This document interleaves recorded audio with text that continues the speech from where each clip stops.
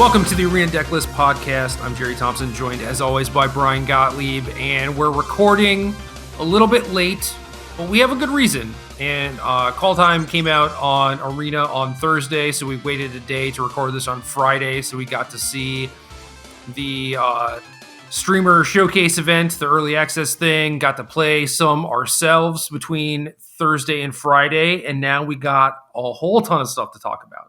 Mm-hmm. It's a weird balancing act we have to put on when these sets are released because we want to get timely information to our listeners. We know that's important, but we got to play with the cards before we can really give updated opinions. Otherwise, it's going to just be a rehash of what we did last week. And I feel like I got in just the right amount of play.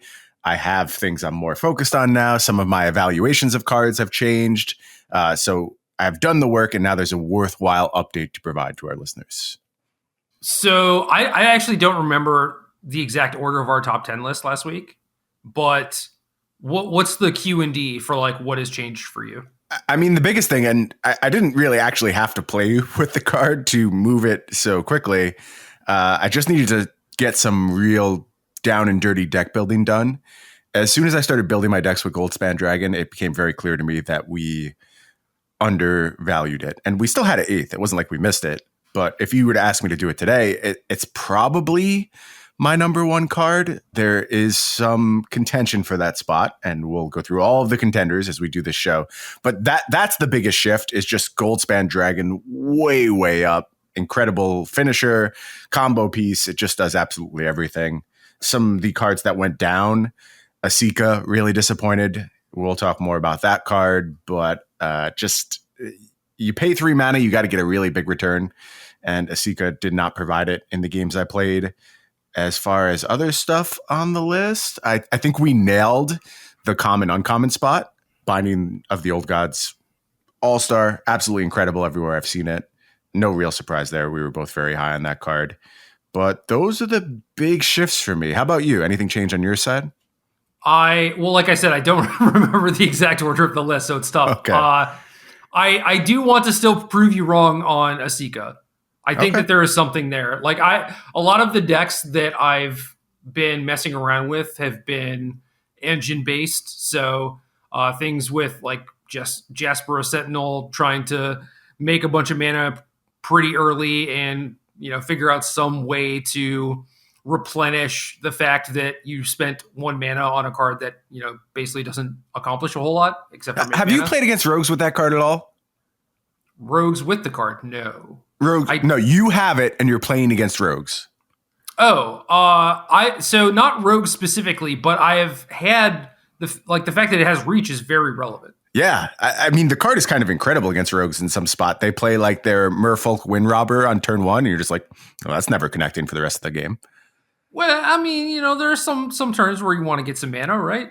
Sure, but you get the scenario. Like there are points where you just shut them down with this thing that's supposed to be doing something completely different, and we kind of like laugh at the body and write it off as irrelevant. And granted, Gilded Goose does the same thing, so it's not really all that different. But like you can trade with a Brazen Borrower. That's a big deal. I don't know. I just think Sentinel has been as good as I thought it would be, which is like fine role player, filling out a lot of space in my decks. And then you get these little points of value where I'm like, yeah, I'm into this card. And so many people were so low on it. I don't get it. I think it's quite good.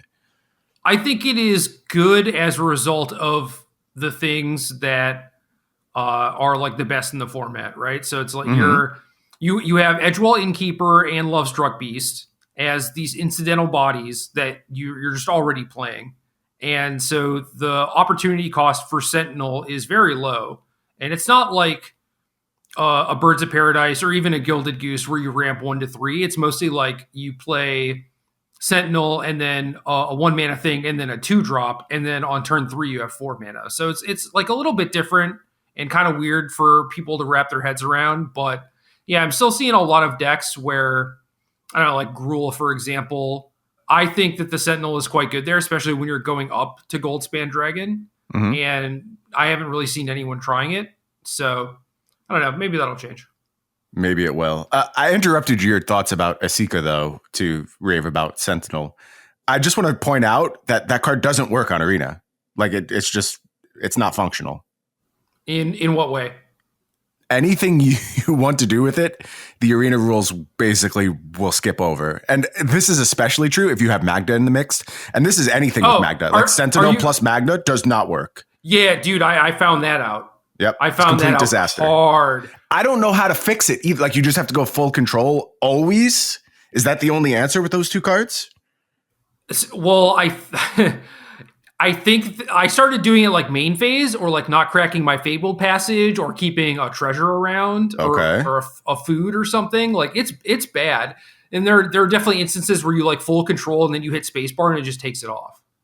Yeah, I don't know the solution for this, but at some point you have to stop making cards that don't work with Arena, right? Yeah, so basically what is happening is if you have the Sentinel and Magda and nothing to do with the mana at instant speed, and they pass the turn, it'll just go to your turn. You won't get to make the treasure. It's even worse than that, though, because they can like target your Magda with a removal spell, and if you don't have something to cast, you can't respond to that by tapping your Magda. That didn't happen to me. It was just like they passed the turn and it just went to my turn. And I was like, no. Magda went wrong in every way it possibly could for me yesterday, in combination with cards that allow it to tap. Man. And it's really, really bad, like non-functional for a card that's going to be, I think, an important part of the metagame. Like I'd have Magda up from where I had it. Again, I don't know where it was on our list, but it's better than I thought it was. And I've played it in quite a few decks, but it doesn't work on Arena. So I don't even know how you're supposed to go forward like that. Yeah, that is awkward. I thought you were talking about Asika not working. How is Asika functioning?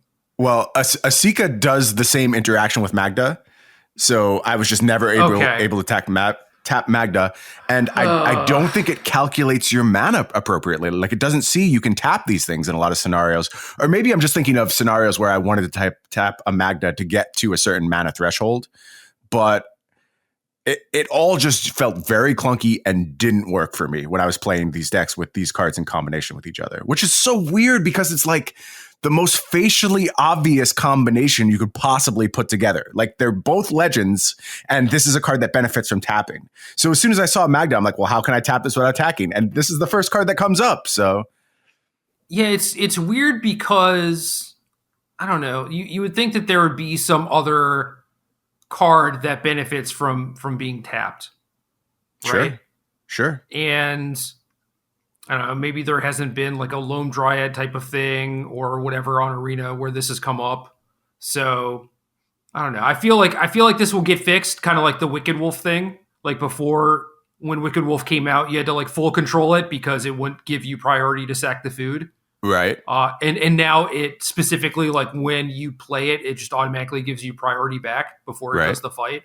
So I think if you have Sentinel, they might just give you priority at every point, and I would be fine with that.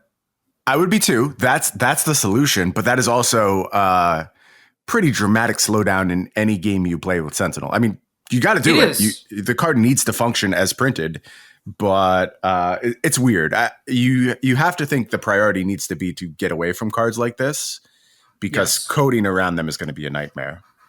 Yeah, I agree with that. But yeah, for right now, I mean, I think there are ways to play around it. You just have to be very careful. Okay, so here's your warning, everyone: be careful. Which sucks, right? Because it's like that's not why I play Arena. I want to go fast. Yep. Anyway, so Asika kept skipping your turns and not allowing you to make free treasures. Right, so now I hate it. Of course. Do you think that negatively impacted like what you were trying to do with the deck, or you thought the deck was just flawed overall? Or like not necessarily the deck, period, because like obviously the list changed, they fluctuate, they can get better. Like we both know that, right? But like the shell, I suppose. Yeah, so I was playing it alongside Kinnan. We talked a little bit last week about how those cards can work together potentially. The shell, I think, is fine. Asika, I'm sure this colored my perception of the card a little bit, the difficulties in using it. But ultimately, it just was a 3-mana do nothing in a lot of spots. And that stuff is pretty easy to realize. Like when you put a card into play and you're like, I'm getting no immediate return from this. The body's irrelevant. It doesn't scale well into the late game. The backside just didn't matter ever. Like I attempted to cast it once. It's a little awkward to get your mana set up. And if you do have it set up, you might be better off doing other things. But I attempted to cast it once. It was countered in some way. So even if it hits, though, in the particular shell I was playing it in, there's just like a bunch of dead stuff to hit. Like you just hit a Jespera Sentinel or a Gilded Goose a bunch of the time, and you really only have a good hit in like Goldspan Dragon, and everything else is mostly a miss in the shell I was playing. So there just wasn't a lot of use for the card. I don't deny that my perceptions of it were probably colored a little bit by it not working, but I'm pretty good at separating the truth from the fiction and was just underwhelmed in general. Yeah, like I don't think it can be that much worse comparative to like a Cultivate or something, as far as like, oh, this has very little to no impact on the game, but like you're expecting it to pay you later, right? Yeah, I mean the baseline for Cultivate though is so much higher, right? It's guaranteed ramp for the rest of the game plus a replacement effect. Like you're getting the card back, so you're not actually down a resource. And this is another problem too, is that the decks I was playing Asika in are resource light decks. Like they need to take advantage of every single card present. And in fact, my rebuild, which I expect we'll get into later, was very cognizant of that fact and building in a lot of filtering and card draw in both Opt and Behold the Multiverse. So you needed to address this core problem, and Asika is just like card negative, not necessarily a huge expansion. It obviously plays well with a lot of stuff. It's incredible with Kinnan, it's incredible with Magda, but you got to find something special to do with that shell. And then beyond that, it's like the card in and of itself isn't going to be good enough. Like just being a 3 mana +1 mana is not at all what you're paying for. So there's got to be other synergies. And I don't think the synergies outside of Kinnan, Magda are really all that present for the most part. Right. I agree with that. I think you need one of the two cards to make it very good. A lot of the stuff that you're saying is comparable to the Sentinel, but obviously Sentinel, you don't cost 1 mana compared to 3. Yep. So yeah, you're not really losing out on a whole lot, especially since like turn 3, turn 4, those are the big ones in Standard, right? Yeah, the power level just changes very dramatically at that point. Yes. But the things that you're saying, I think, are true, where you just need to find, like, it is a thing that makes mana, but is a pretty crappy card. You need some sort of, like, card advantage or filtering or be doing something busted to make up for that. Right. And I think that's the thing that we haven't really figured out, right? Yeah, that is a hard thing to figure out early, for sure. Like, that's not what you do day one of the format, so no argument here. Yeah. So my plan is I want to figure it out still. I was caught up. I think how many decks do I have built? I have eight different decks built that I've played with, basically all in the Naya shell. And Asika is something that I did not get around to, partly because I didn't open any in the 200 packs that I opened. But I will get there. I will mess around with it, and we'll see what we can do. Yeah, you should have been better at opening mythics, Jerry. This is a huge letdown for everyone listening to the cast right now. I'm sure there are plenty of people out there who are like, I opened a bunch of Asikas, you can have them. That would be nice if it worked that way. Not yet, unfortunately. No trading on Arena. No. But yeah, I mean, one man's trash is another man's treasure, you know? Very, very true. Very true. And I often am very heavily invested in the trash when it comes to release windows. So like I already have 4 Alrund's Epiphany built. And I'm sure a lot of people are not in that boat. So I have 1. I opened 1. That will change though. I'm going to be there right with you. Maybe not 4, good. maybe 3. Okay. But yeah, we have some strategical reasons why we like that card right now, which again, coming up later in the cast. We'll get to all of it. Don't worry. We will. So things that I started with were Sentinel and trying to use the mana acceleration because, like I said, we already have like a pretty reasonable core to use it alongside with. But like you brought up, the problem with the Asika is that you can't really just invest this resource. You're basically investing 2 resources to make a mana, you know? And you're going to need to do something with that to recoup. And there's a lot of good options, actually. There's the Great Hinge, there's Showdown of the Scalds, there's, you know, using Magda alongside of it to generate mana every turn, and then hopefully paying off with something bigger, which could be like Genesis Ultimatum or something, which are things that I have not really experimented with. It was mostly me just trying to make Gruul a little bit better and, you know, see if there are like various splashes that you could do. One of my Gruul lists, which I actually like a lot, has 4 copies of Gadrick, the Crown Scourge, which I texted you about, and you're like, oh, I forgot that was a card. Yeah, haven't played much of that one. And I tried it in a few spots as well. It didn't work where I was playing it, but I understand the desire to go in that direction and just have these engines, because you play decks without them and you're like, what's the point? Like, one of the decks I was high on last week was Jund, and the Jund decks are fine. Have powerful cards. You do the Goldspan Dragon stuff, and you can protect it with Snakeskin Veil, and Vorniclex is there, and Binding the Old Gods. All these cards are so strong, and you definitely get games just on the value that they provide. But then you play a game against an Edgewall Innkeeper, and you're like, well, I want to do that.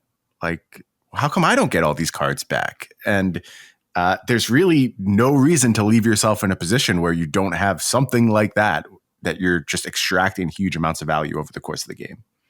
Yeah, a lot of these mid-range decks, it's just like you like Binding the Old Gods them, you like Valky them, maybe you have your own Goldspan Dragon, you're doing these cool things, and then decks like Gruul just have like Innkeeper and Great Henge, and they just outdraw you, right? And that's been a problem for a while. And it just gets to a point where you're like, okay, now I'm a Great Henge deck. In order to be a Great Henge deck, I need to have Lovestruck Beast. If I have Lovestruck Beast, I might as well play Edgewall Innkeeper, right? So yeah, it all kind of comes back to Gruul, or at least Green in general, where they just have a lot of the good engines, and you can't really do the normal-ish mid-range thing, and that's not even to speak of the Euro Index just going over the top of you. Right. So if you're trying to do these things, you need to close windows a little bit, shorten the game in some ways. Like Embercleave plus Big Thing is a okay way of doing that, but the problem is that as you go late, that doesn't scale particularly well, and they can play around that particular finisher. So you really need to do it in tight windows. And again, all this stuff just pushes you in the same direction over and over, back to these Eldraine cards, which have solved these problems for a few months now. And I think will continue to. I question if the wrong card may have died when it was time to handle the adventure problem. I know like Edgewall Innkeepers seem safer, and it's just a 1/1 and everyone should be able to answer it, but it just changes the incentives for every single attacking deck. Like you can be the attacking deck and still have that. So why aren't you? And I think we're starting to see the first glimmer of an answer to that question in this set. And it's Showdown of the Scalds, but you could also combine that with Edgewall Innkeeper if you really want to. So I don't even know if that crosses that bridge. Yeah. Been doing that. The thing with Innkeeper is that you're incentivized to hold it in a lot of spots. It's not like, oh, they play it on 1 and I kill it and now they don't get to draw cards. Normally it's like I'm playing it on turn 1 if I need it for something else, or if I have a second copy and I want you to kill it. But most of the time, you're just holding it until you have 4 mana to play it alongside an adventure creature, or until you have gotten the Great Henge onto the battlefield and you're using it to draw cards. Like, it's like not invulnerable to a lot of things, but it certainly lines up really well against all the ways that interact with it. Kind of similar to Lucky Clover, where there just weren't a lot of ways to kill it, or in the matchups where they had stuff that killed it, you just waited until you could like double Beanstalk or double Bone Crusher off it. Yep. So. It's just like the triggered abilities. Like I used to say this with activated abilities, just like any sort of activated ability that's for free has the potential to break in some way. And it's kind of silly. Like a lot of these things should cost mana. And it's the same thing with, I think, Innkeeper and Clover. It's just like, there's no reason that these things should just happen for free. Right. All you have to do is put a 1 colorless tag on that and all of these problems go away. And the cards are still fine. Like they are acceptable. Maybe even a deck is built around them if there weren't so many other power outliers. But you're spot on. That is the problem. Free triggered abilities can always be abused. Yeah. So Shepherd of the Flock combos pretty well with Showdown of the Scalds. I don't know if you've been able to do any of that, but it's kind of nice. No, I've done quite a bit of that. Again, I don't think I hit this when we were doing our ups and downs over our top 10 list, but Showdown of the Scalds card we had on our top 10, a card we were both high on from the beginning, but it's overperformed what I thought it would do. And steps 2 and 3 of this saga, extremely meaningful. And I think they have been downplayed throughout this card's brief existence until you've finally gotten to cast this card and gotten that benefit, especially with something like Shepherd of the Flock, where you're just getting rebuys all the time. And when you build around the card and it made your curve nice and low, you get paid in spades. And you can finally do the card advantage thing and compete with things like the Gruul decks, like Urian, any kind of control deck that has the ability to go long. And that's what's so weird about it, is that the identity lines are just completely blurred at this point. Every deck needs to be built in such a fashion that they have these kind of late game plans. So you would expect, okay, yes, the Urian deck gets to do its thing if we get into the late game, and that's just, it is what it is. It outscales the aggro decks, but the aggro decks do it too. So everyone is just doing this thing where they accumulate ridiculous amounts of resources and either participate or find a way around it all. Yeah. So initially, I wanted to use this kind of like Escape to the Wilds, right? And just like a mid-range shell, you just ignore chapter 2 and chapter 3. But to get the most out of this, you really want as low of a mana curve as possible.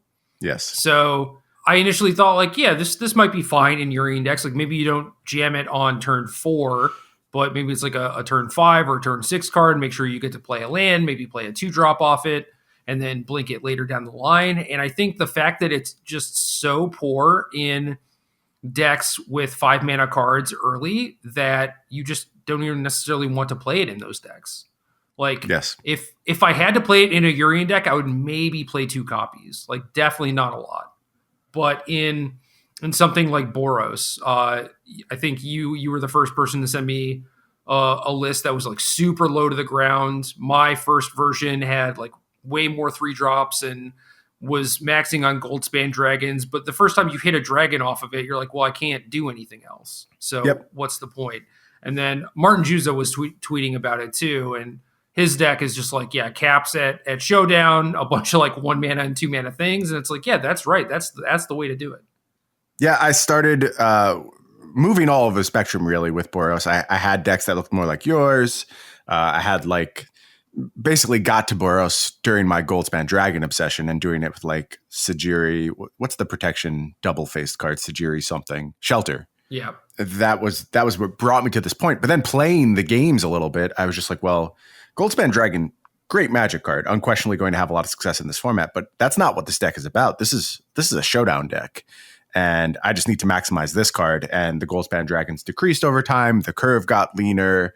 Shepherd of the Flock got in the mix. And once that happened, the deck really started to take off. I do still like Magda, actually, in combination with the card, even in the absence of Goldspan Dragon, just because I think you do a really good job leveraging the mana advantages that card provides. Like, you're just not supposed to have access to that as a Boros deck. And the fact that you actually prefer Maul of the Skyclaves over Embercleave in this deck further incentivizes me to look to Magdux. When that card gets evasion, you just start the ball rolling and are able to pull really, really far ahead. To say nothing of the fact that your deck is like loaded with 3/1s, which wear Maul of the Skyclaves very well. So if you're tooling with this archetype, I strongly advise leave the Embercleaves at home. I know that's shocking, but Maul is the better equipment here. And I actually have quite enjoyed Halvar as well. I think you don't need a lot of copies, but both sides of it play pretty well. And then you just have the opener of Season Hollowblade, Maul of the Skyclaves, Halvar, and that beats a lot of people. There's just some decks that have zero answer to that. Yeah, I could see that. I mean, funny thing about Embercleave too is it has kind of the same problem with Showdown that Goldspan Dragon does, where obviously if you hit it kind of like in the late game, you already have like a wide board, then cool, but a lot of the time it's going to be like, well, do I attack with my 1 or 2 creatures and play this, not very impactful Embercleave, or do I play out like the 2 extra creatures I get off the Showdown, And a lot of the time you're just like, well, I'm just going to keep developing my board, obviously, right? So yeah, Embercleave doesn't play super well. Maul does. It's cheap. It's like very, very good, very solid. The problem with it before was that white didn't have a lot of playable stuff, and now you do. You have Redain, you have Usher. What else? I mean, there's just like a lot of actually solid white cards. Was that it though? Like we just got Usher and like things changed? Usher was the big pickup, but it's meaningful, like 2-1 for one with a nice ability tacked on, and also ability that again plays well with Skyclave, where you just have this evasive threat and you're able to get really wide. I think it's been important. Usher's been impressive, just opening the curves where you go 1-drop, 2-drop, and that in and of itself puts your opponent under tremendous pressure. Like I was playing a game with Boros, I went turn 1 Usher the Fallen, they went turn 1 World Tree. And I'm like, well, this game's over. Like you can't keep up anymore where I have this opener and you're just taking a turn off. And before, because there was no 1-drop that punished that kind of opener, you were completely fine with it. So I think Usher is a subtle but dramatic shift to the way these decks can potentially play. And I've been impressed with that card as well. It's been quite good for me. Yeah, it's been quite good too. There have been a couple turns where, like I'm skipping playing, my extra 2-drop or whatever just to make a token against a deck with sweepers, and that's been nice. Like you just get to keep the pressure up, spend your mana, still contribute to the battlefield and everything, and not necessarily have to give up a card. Magda in these decks has been nice. I've generally liked spot removal and like Skyclave Apparition because I think they're like Glass Casket and Apparition are just both very good cards against the vast majority of decks. And this deck would otherwise have a pretty big Love Struck Beast problem. I mean, you have like Maul and things like that to get around it, but just having like a good cheap answer is certainly nice. And being able to use Showdown as a way to just kind of like grind your opponent out, make sure that you get to like kill their Croxes or whatever, and not get tempoed out while you're just accumulating a bunch of card advantage, I think is really nice. Yeah, so my list has just been shocking and trying to end the game. And I think shock, like if you're trying to maximize your showdowns, I think shock's the better card for that. But that's not the only part of the equation. Like you said, there are real cards you have to answer, Love Struck Beast among them. Being that I do have like 4 Mauls where some other people didn't, I think I was better suited to play around that. And then you just like shock the 1/1 and they can't attack and you're in a fine offensive position. That's come up a bunch of times. So I see the merits of both approaches. Also, I'll point to Giant Killer. I think Giant Killer is quite good right now, not only to answer the Love Struck Beast problem, but also Goldspan Dragon. Very fine answer to that card. And tapping stuff down, you just find so much utility for it. So I started with a low number of Giant Killers in my list, added 1 to the main deck, a couple to the sideboard, but I could see playing even more in the main deck. I'm just finding good targets for it right now. Yeah, no, it's definitely very good. A little bit of a clunker, but I don't know, probably more relevant than Casket. So I should probably have a mix. I just had the 8 1-drops. I had Fireblade Charger and Usher, and definitely wanted a couple more. Yeah, I could see expanding that. Like I said, the difference when you're able to play those aggressive games, very, very different from the way these decks were playing before. What's your experience been like with Fireblade Charger? I know I was a little higher on the card than you were. It's done some work with me. It combines really well with Showdown of the Scalds. There's the backside of Halvar, where you get recursive abilities from this threat. All of this stuff has come up for me. You said it wasn't quite that good for you. So I like the card in general. I think that it should be good, and there were definitely a lot of situations where I was trying to, mitigate the effects of the sweeper, and it's like, well, I could just jam them all this turn, but then it's really awkward for my follow-up post-sweeper because I only had 4 mana or whatever, so I can go like Charger plus give it haste with them all. Right. So it's like the abilities matter for sure. They definitely matter. But you were like talking about, trying to put your opponent in locks or whatever. And I just never had that come up because either they were very dead or they're just able to ignore the 3 in the air. It's basically like, okay, this thing is unblockable, sure. And they have to find a way around it. That was kind of my experience with it, where it seems good in theory, but they can just end up ignoring it a lot of the time. Or they die to it. You never actually get full value, right? Right. Yeah, I had a few spots where just like Showdown of the Skulls was active and I was able to put enough counters on the card where they had no outs. Their outs were just completely closed. I think your point of having Showdown of the Skulls running means you have resources and you can probably find other ways to win. That's fair. But in general, you're one drop hungry. You have some really nice combinations. The 4 mana play of like slam this and put a maul on it does come up sometimes. So I went down to 3 copies. I started with 4, and I got some giant killers in the mix. I still like the card, even if it doesn't always put your opponent in the squeeze. I think there is enough utility for it. And I also have more copies of Halvar than most of these lists I've seen have. So maybe that's influencing my opinion a little bit as well, because then you have access to the 3 mana, play this and put a equipment on it. So that's certainly a little bit different than the more expensive like 4 mana or 5 mana combinations you're talking about with Maul of Skyclaves. Yeah, I think I agree with you in going down to 3 copies. I mostly didn't because I didn't really have another good 1-drop I wanted to play. I had Giant Killers in my sideboard, and Selfless Savior was like the other one that I was considering. But yeah, just giant Killering in the main deck makes a lot of sense. One of the reasons I didn't like Fireblade Charger was because of how it split the mana more towards 50-50. Yep. And ideally, I would just be able to play Usher on turn 1 and Skyclave on turn 3 and not have to worry about it too much. So like shaving on Fireblade and going to like a 60-40 type of thing for white versus red would definitely make me pretty happy. So there's probably versions of this too that are really hard white and just basically showdown splash. I think it's possible that that's a successful deck as well. Well, I will caution against that. So in my my journey to try and find how to break these engines, right? Showdown among them. It was like playing Showdown in decks with Goldspan Dragon. It's like, okay, that doesn't really work. So trim the dragons. And then I play it in like normal Gruul or whatever. And it's like, okay, this is fine, but I'm still having games where mostly against decks like Urian, but certainly there are some setups in mirror match type situations where they also have an engine going, or like against Jund where they've just got a bunch of card advantage and spot removal and stuff, where they would just be able to like kill my reload, and then I would just draw a bunch more cards, play out a bunch more power, and they would just like kill my reload and eventually beat me by going over the top of me. Like in the case of Urian, it's like Ugin, Eerie Ultimatum, Dance of the Manse, like all these different things.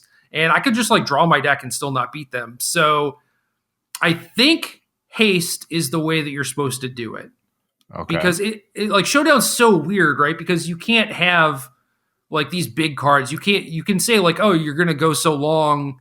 You can just have like a bunch of Vorinclexes in your deck. And it's like, no, because if you hit that off Showdown, it's bad, right? So you need to have like this way to go over the top of people that is also very cheap that you can play off of Showdown. And I think it is just like the little crappy haste creatures and using chapter 2, chapter 3 to just every time you like Showdown bounce it, replay it, you get to reload and like hit them for 5. That makes a lot of sense. So you're mostly focused on things like Robber of the Rich at this point, I'm assuming is a big part of this. Yeah, it meant that I played Robber in my Boros deck instead of more Magdas or more Luminarch aspirants or whatever.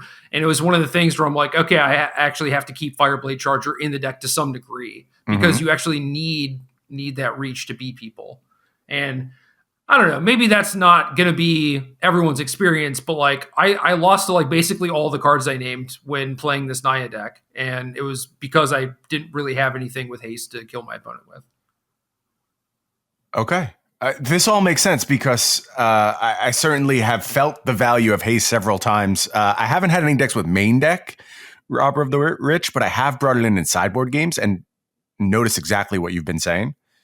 So that makes sense. And again, earlier in the show, I referenced the closing windows. This is one way to make that happen. You don't have to just sit there and let your opponent do their rebuilds.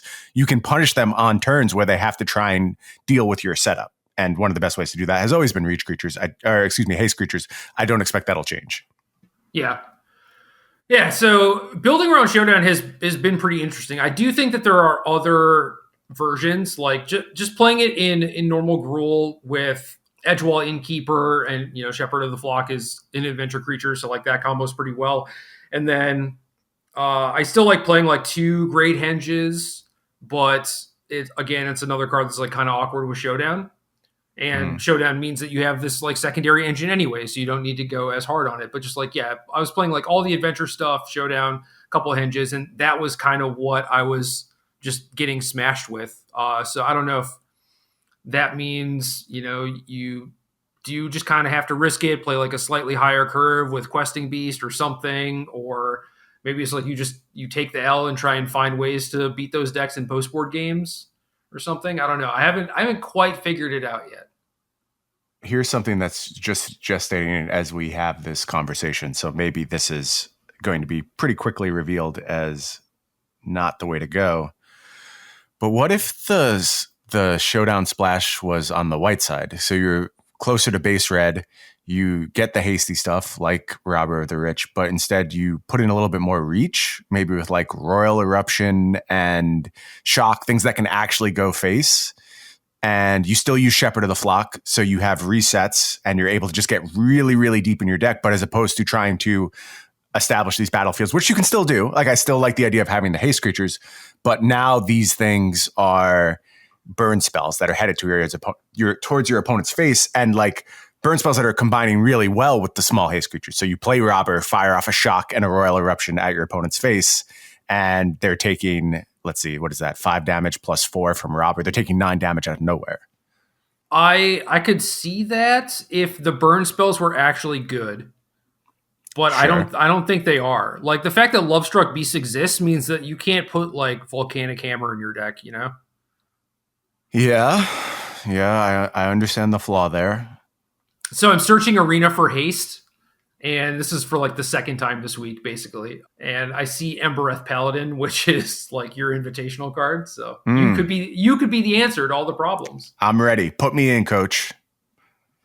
I think it is just like the small haste creatures, but then that doesn't play well with the adventure stuff. I mean, you could still play Robber of the Rich or Brushfire Elemental in those decks, but like I think you need kind of like a higher density of them. It's not just like play like 4 Brushfire Elementals. Like you need like 6 or so haste creatures, I think, to be able to continually do that. But I don't know.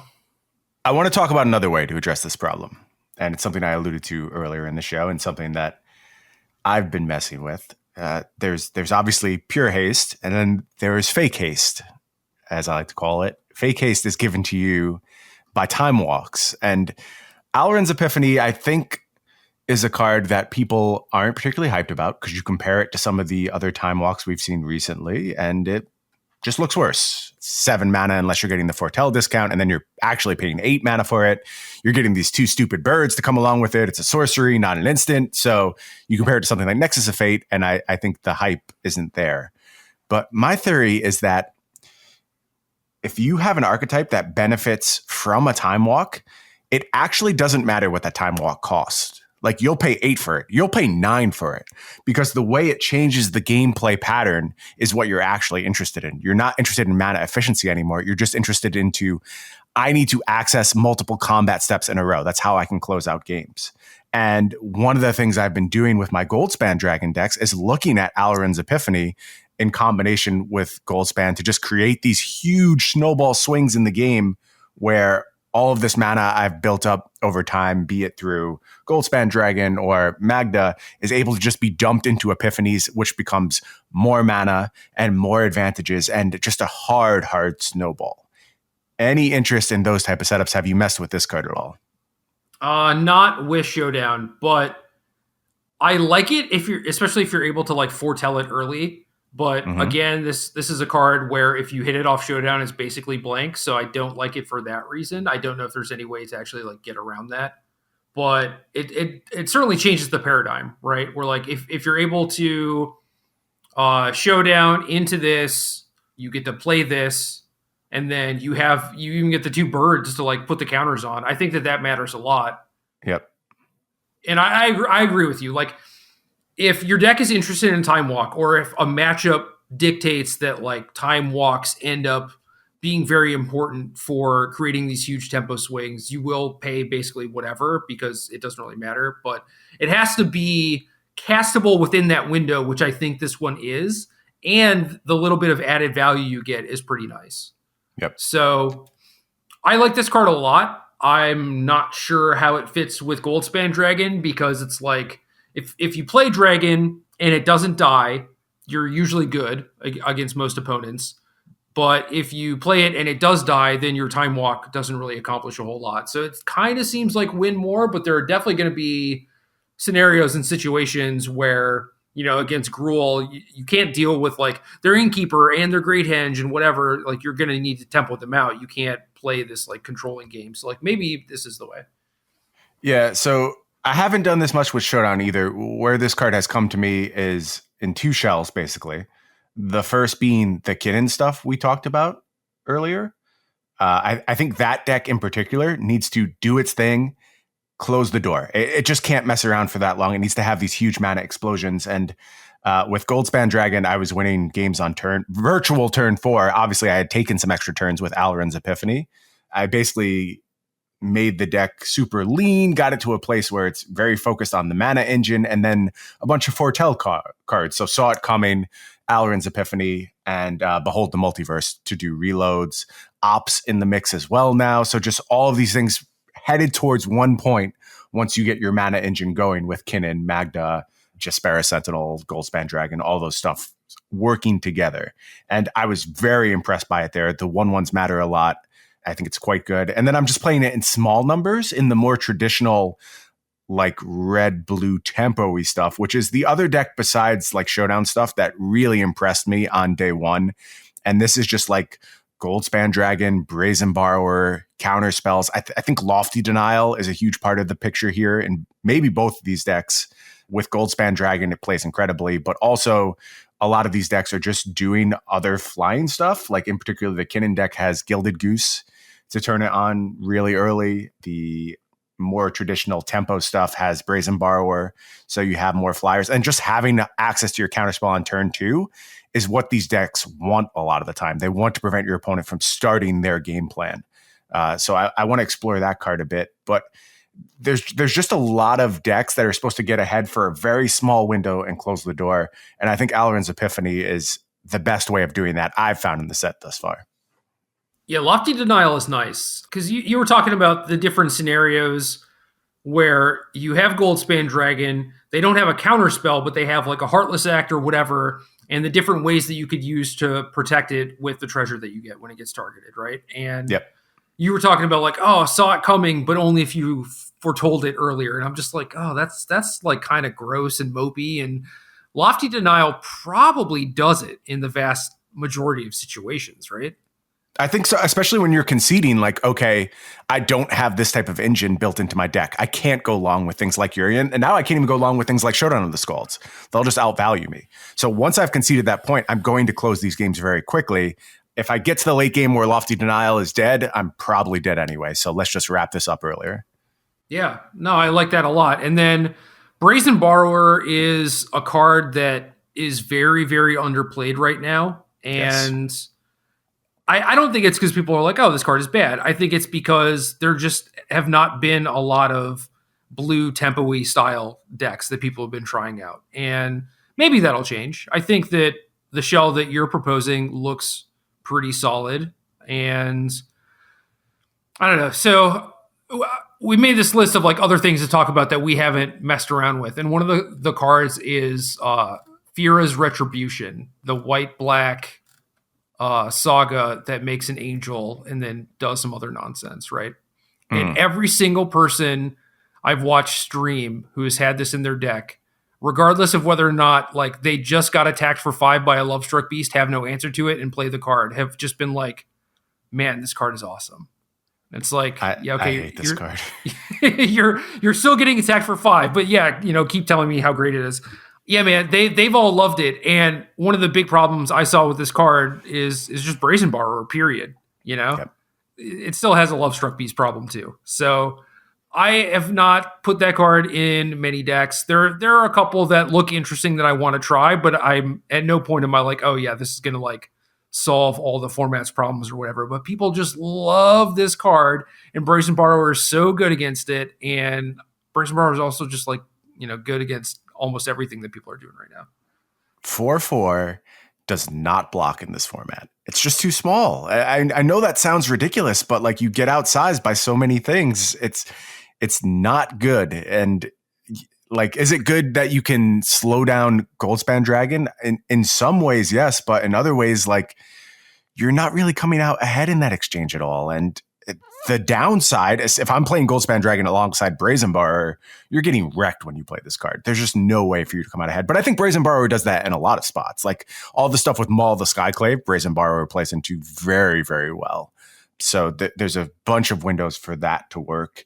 But yeah, I am a little perplexed by the hype around Verge's Retribution, not a card that I was high on at any point in the preview cycle. And having seen it in play, all the problems I thought it would have are still present. And to say nothing of the fact that like the surrounding archetypes for this card are just like, they're more of the mopey mid-range stuff. There's no real engine there. There's no real card advantage. So you do your thing, and in a very few instances, it'll be good enough and you're able to close those windows. But in most instances, even the smallest aggro decks will outscale you as you get to the late game. So, yep, I agree completely. I think that there's going to be a pretty quick turnaround on people who love that card, but I don't know. We'll see. Let them keep casting it in the meantime. Yeah, free wins are always nice. So. No wins are free. Everyone's deck has busted cards, right? But they're definitely at a disadvantage. What about Valky? Because you started with Jun stuff, right? Yes, that is kind of where I wanted to first do Goldspan Dragon stuff because Valky plays very well with those setups. I have had, I've done the Vorniclex play Tybalt, immediately ult Tybalt. It was great. I really enjoyed it.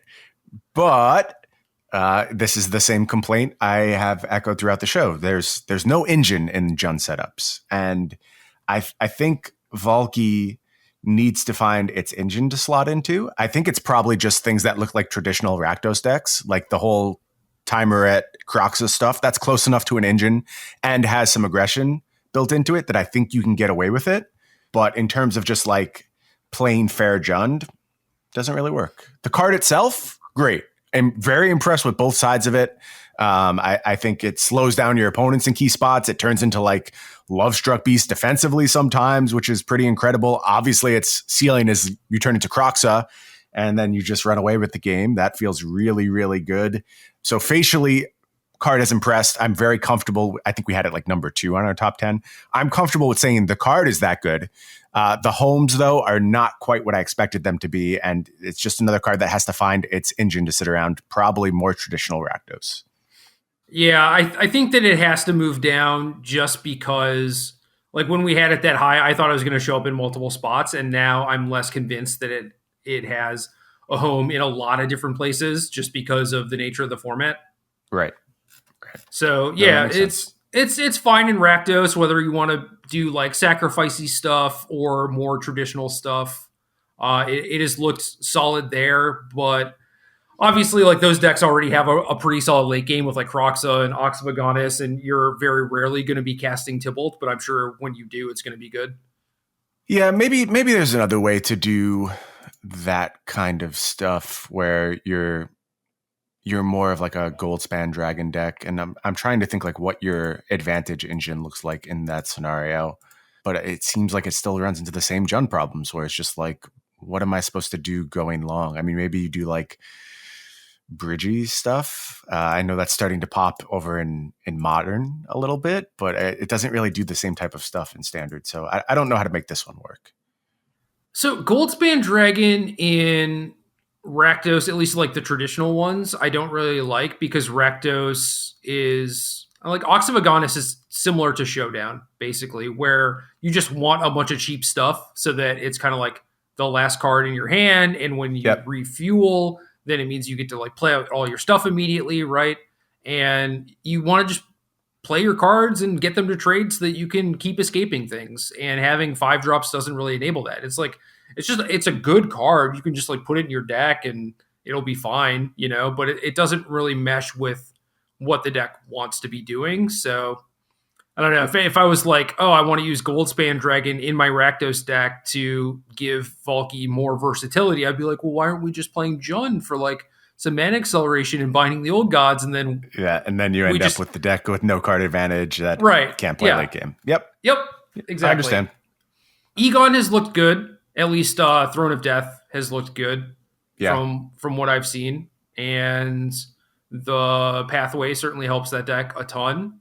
I've played Hmm. against some sacrifice decks with Immersturm Predator, the I don't know, Falcon Wrath aristocrat wannabe thing, and Yep. they're cute, but like they have the same problem. It's just like I think the last match I played was with Boros against them, and I just like showdowned them to death very easily. Yeah. Yep. Immerstrom Predator is a card that has played better than I expected it to. I'll say that. I want to look at doing something with that card in like a Mardu shell where like Fireblade Charger is part of the mix and there's some sacrifice fodder you can take advantage of. Maybe like even Skyclave Shade is something you're supposed to be doing. I don't know exactly what I want to do with the archetype, but I'm going to take a look at it, try and flesh it out a little bit. I suspect it will ultimately prove to just be like worse Boros, but this still kind of plays a little bit with Showdown of the Scalds, where you can have a bunch of cheap sacrifice fodder and you can still do the resets with the Shepherd of the Flock. You can still do resets with Shepherd of the Flock and use that as fodder. So I'm going to check that out, but I am skeptical that it ultimately comes together. Where should we put Vorinclex? Like in what decks? I don't have an answer for you.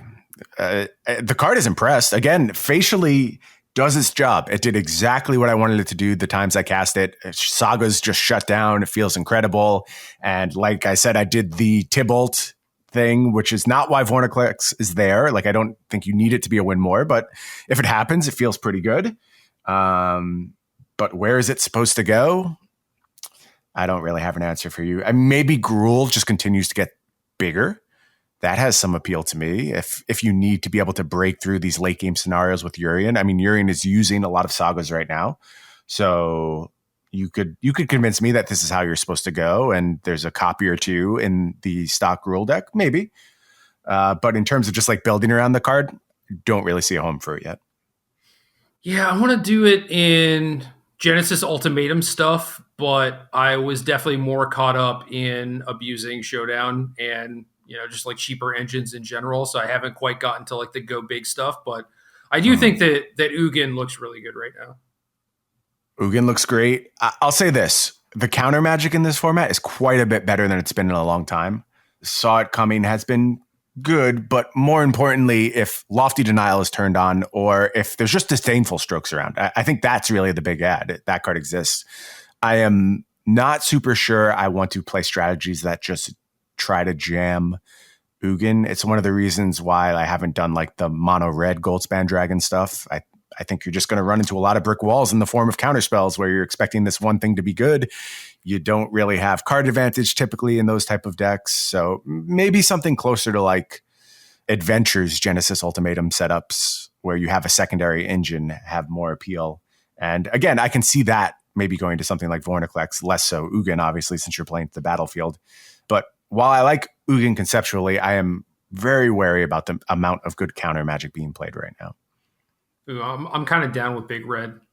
I liked the look of the list I had. Like, conceptually, it made sense, but you have to just never face a counterspell under any circumstances.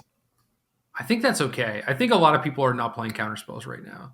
Okay. My experience, low ladder, because I haven't been playing it very much at all. A lot of is it tempo stuff floating around. Oh, okay.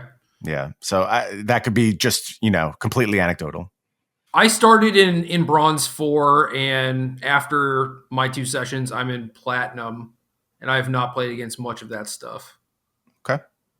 Yeah, we'll have to see. Obviously, we're at the metagame formation stage right now. So we'll see where everything settles. And, all of this, too, it's like, just because there is a overall weakness to counter magic, that doesn't necessarily dictate that there isn't a good spot for this deck to have a strong week where counter magic is really, really far down. So keep it in your pocket anyway. I just have a sense that the format will settle in a place where counter magic is widely played. Yeah. Snow decks? Have you played against a lot of these?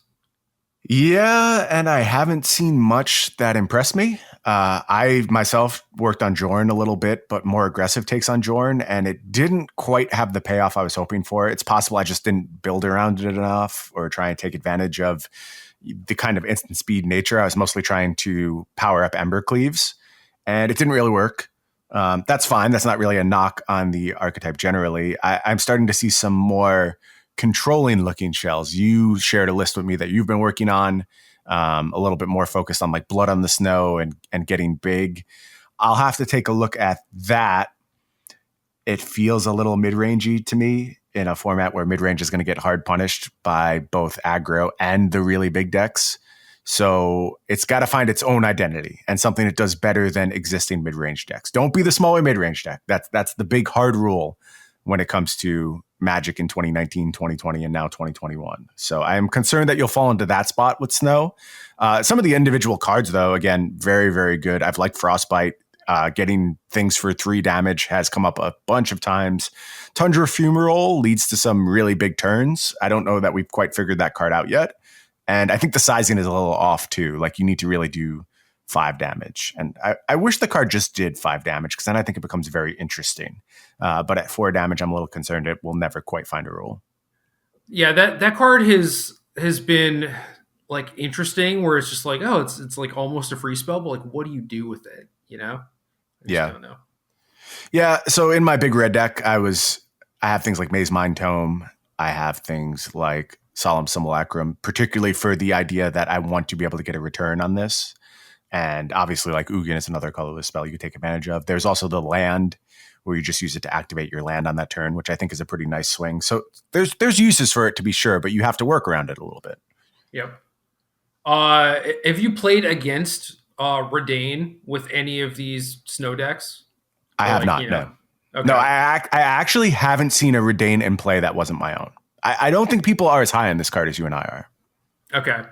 It's weird. I think that it's been good, and I've definitely played against people who have had Snowlands in their decks, and it you can just see like how they shift from games 1 to 2, where it's like, all right, I'm playing out all my pathways, so I have all my good mana, and then you play Redain, and like their next land is just like an ETB tap Snow Forest or whatever. Mm. And then the next game, they're like Snowlands, and like holding their pathways. Yep. So that has been humorous to me. And playing like these longer games against Urian decks, it's been kind of difficult to tell the efficacy of it because like the games are just going to go on long no matter what. And even if, you have Redain taxing them one way or another, like they're still able to play spells, right? Or probably like go after it and remove it and whatever, so I've had it in play a bunch. I think it's been doing good work, but without seeing my opponent's side of things, it's really difficult to tell like how much impact it's had because a lot of the decks I've been playing were like the Great Henge Showdown style type of decks that were trying to go long anyway, and not anything that's like, all right, I'm going to stop you from casting your Wrath, for 2 turns while I beat you down. So I think it's good. I'm pretty sure it's good. I'm pretty sure it's been messing with people, but it's hard to say for sure. It's an interesting problem for a card to have where you can't really feel how good it is because its effect is invisible on the game. Yeah. There have certainly been situations where it's like you play it and like the next turn they concede because you already had some stuff going on or whatever. And it's like, okay, well, maybe they had nothing, or maybe this just stopped them from hard casting Doomscar or something. I'm pretty sure it stopped them from interacting, right? But mysteries. What's your opinion been on Doomscar, either with or against? I think it's solid, man. I don't know why people seem like kind of down on it. I've seen some people say that like it's just like not even really that good against the creature decks. I mostly disagree. Playing someone who's been playing like Great Henge Showdown creature decks, it's like the part of the problem is these cards all want you to play multiple things to the battlefield. It's not like you just draw a fresh sand of 7, you play out 2 threats, and then you sit there, right? It's like in order to get the effect, you need to play out the creatures, and then you get swept, and it's like, well, you better have another card advantage thing to make up for that, So it's normally like I'll get swept twice, maybe be out of gas, and then their bigger things can start taking over. So I don't know. It was it was less good against Gruul when they were more like Robber the Rich, Brushfire Elemental, stuff like that. And just like naturally had more haste. So like maybe that's what I need to go towards. But as far as like even trying to fight off like Rakdos, Kroxa type of stuff, it's like I still want sweepers there, and like Yep. Extinction Event obviously had like some utility because of the exile, but it was a big part of why those decks were successful and able to keep the creature decks kind of at bay and stuff. And if you're on the draw and you have Doomscar, you feel pretty good, honestly. Yeah, I think the card is exactly what we thought it was. Sometimes better, sometimes worse. Still, like mostly the default choice for sweeper, but you'll find occasions where you might want to go in another direction, which I think is good. That's like a sweet spot for this card to exist in. It makes things interesting. I just its existence is really good because I like the feeling of your opponent foretells something on turn 2 and you're the creature deck and you're just like, well, are we going to go for it or are we going to hold back here? And if you hold back, you mess up the tempo of your game. And if you go for it and get wiped, then you're blown up. So it's an interesting dynamic at the very least. And I'm happy the card exists for sure. I've had at least 5 different foretell cards cast against me. Mm-hmm. And it's just made it so that whenever they foretell a card, I can't even bother guessing what it could be. Yeah. So what's your review of that mechanic thus far? I think the good stuff has been good. I think Behold the Multiverse in particular has really impressed me. The timing of it is just spot on, exactly what you want from that effect. Counter magic is, it finds its home. The fact that its floor is acceptable and it's just the 3-mana counter spell, which is the default anyway. I've been pretty okay with the card. And really, I guess there's Epiphany, which I've been into. I think that card's good, but that really doesn't have much to do with the foretell whatsoever. And don't really have many foretell reviews beyond that. I think it's fine. Like if there was more of an opportunity to play a guessing game and have it be relevant, I think I would like it more. But instead, my control opponents, like the people who are leaning into it really hard, they just foretell for like the first few turns of the game. And then either they have the Doom score or they lose a lot of the time. Sure. But, because they just spend a bunch of turns doing nothing. But I don't know if there was, I'm trying to even think of like what a good scenario is. Like the Charger is trying to be that, right? By like having flash and stuff where it's like, oh, is it the counterspell or the flash creature? Like, should I attack or what? But there just doesn't seem to be a lot of that going on. It's just like, all right, your opponent foretells a bunch of stuff and then you just kind of like play the game as normal. Like, would you play around a sweeper here? Okay, well then play around the sweeper, dummy. Like what are you doing? Yeah. It basically just like doesn't change the way I play very much. So it's also weird that like Arena is very minimal about what happens when they foretell a card. Like if I'm not paying a lot of attention, you just skip over it. Yeah, like I just wouldn't even really notice it, and then they just like counterspell me for 2 mana or something. It's like weird. I don't know if you've thought about this. Where would you put your foretell cards if you were playing IRL? I would put them on the battlefield like they had morph, like they were an enchantment. Okay. They're technically in exile, right? Yeah. But you're not going to float a card over an exile. That doesn't make any sense. Like with adventure creatures, if you didn't have the little token thing to put over it, then you kind of had to, so that you weren't kind of like cheating by trying to misrepresent the board state, whether it's on purpose or not. Yeah. But like it could certainly have that effect on your opponent, and I would not want to do that. So I would try and like move it off to the side for sure. But like with the foretell stuff, it's like it's a face down card. What is your opponent really going to think it is other than that? And that's assuming that you just don't have the thing over it. But like, I think it makes sense for it to be like in play as an enchantment. It's not like you have like 10 permanents plus a foretell card. It's like, oh, taking up real estate.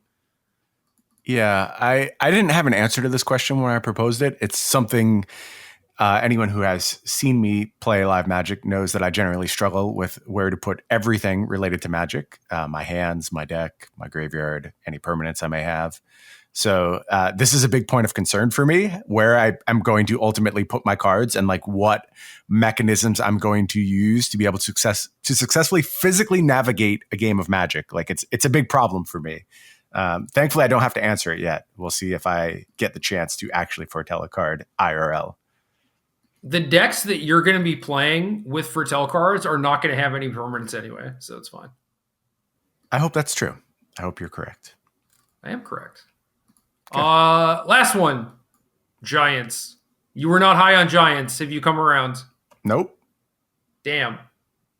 Have you? So they're playing out kind of the way that I thought they were gonna, which is like Mardu Dragons style of garbage and similar to Big Red style of garbage.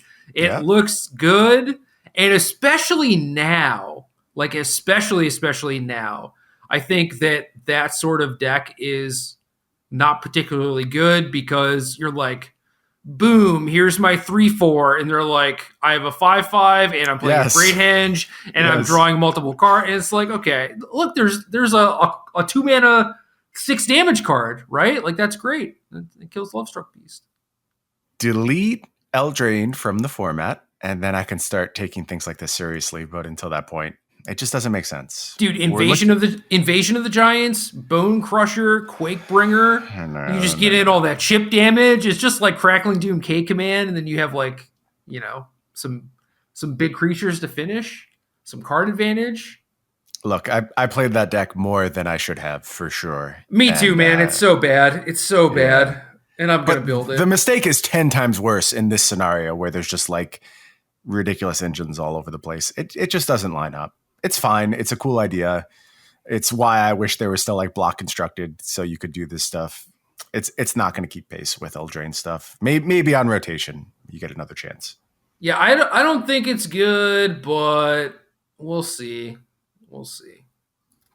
Yeah, I'm not going to be playing any Giants anytime soon, but I am ready to get back in the queues now. I think, like I said, we did a good job maximizing that small window, but there's still more things to explore. And it's time for me to get some more games in.